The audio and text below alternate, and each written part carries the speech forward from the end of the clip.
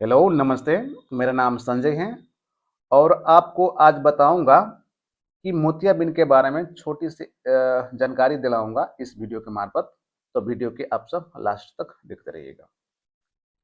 जैसे मैं अभी प्रैक्टिस में हूँ, है ना। जैसे बहुत सारा पेशेंट मेरे पास आता है तो अक्सर बताते रहते हैं वो लोग कि डॉक्टर साहब मेरे आंख में मोतियाबिंद हो चुका है और मोतियाबिंद को ऑपरेशन में कब तक करा ले, वो है ना।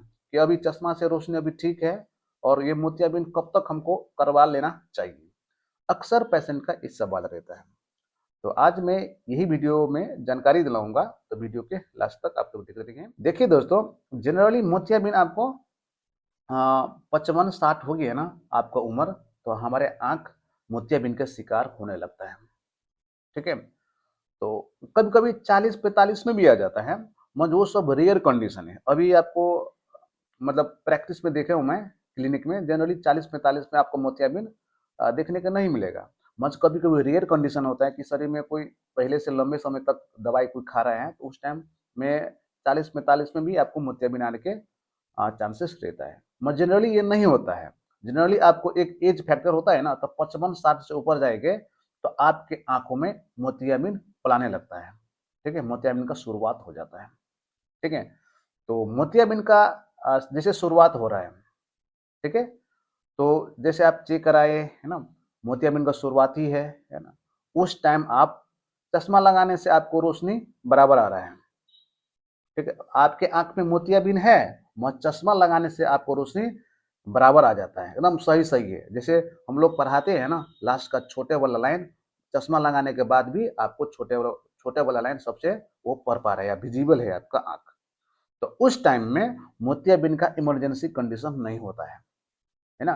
कभी कभी मोतियाबिंद का इमरजेंसी कंडीशन होता है तो उस टाइम अलग केस है।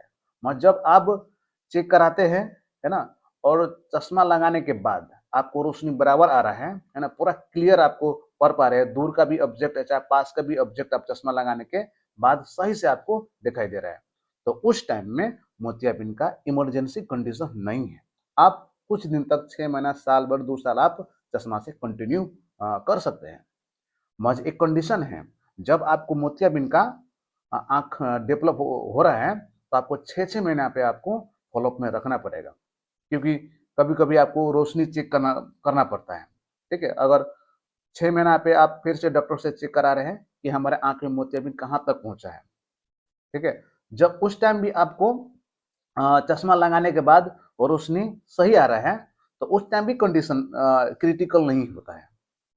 ठीक है। और क्रिटिकल उस टाइम में हो जाता है, जैसे चश्मा लगा रहे हैं आप, मोतियाबिंद है, तो चश्मा लगाने के बाद भी आपको, है ना, चश्मा के पावर बढ़ाने से और चाहे घटाने के बाद भी आपको रोशनी बराबर नहीं आ रहा है। ठीक है, जो आपको चार्ट पढ़ाते हैं, जैसे आई टेस्ट करवाते हैं ना, तो एक स्नेल चार्ट होता है ना, जो 6 मीटर की दूरी पे होता है।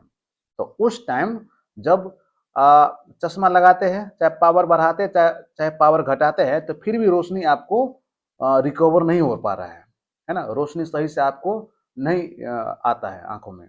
तो उस टाइम आपको मोतियाबिंद को क्रिटिकल सिचुएशन माना जाता है।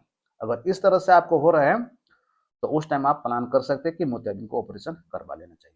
जब आपके आंख में लाइट नहीं जाएगा तो रोशनी धीरे धीरे और कम हो जाएगा। ठीक है, जब कम हो जाएगा तो रोशनी आपको दिखाई नहीं देगा, चश्मा लगाने से कोई फायदा नहीं रहेगा, है ना। और उस टाइम में मोतियाबिंद और क्रिटिकल हो जाता है और एक पकने का स्थिति आ जाता है। मोतियाबिंद सुने होंगे कि मोतियाबिंद पक चुका है, तो पकने की स्थिति में आ जाता है मोतियाबिंद, तो उस टाइम आपको ऑपरेशन करना जरूरी होता है। ठीक है, जब तक आपका मोतियाबिंद था और चश्मा आपको रोशनी दे रहा था, चश्मा से रोशनी बढ़ रहा था, चश्मा से कोई दिक्कत नहीं था, तो उस टाइम में क्रिटिकल नहीं होता है। हमारा चश्मा लगाने के बाद भी आपको रोशनी में कोई फर्क ही नहीं पड़ा है, रोशनी मुझे दूर का साफ साफ दिखाई नहीं रहा है, तो उस टाइम आपको मोतियाबिंद का ऑपरेशन करवा लेना चाहिए, है ना। तो आप सबको अच्छा लगे होंगे ये वीडियो, तो वीडियो को लाइक एंड सब्सक्राइब कर दीजिएगा। ओके, नमस्ते।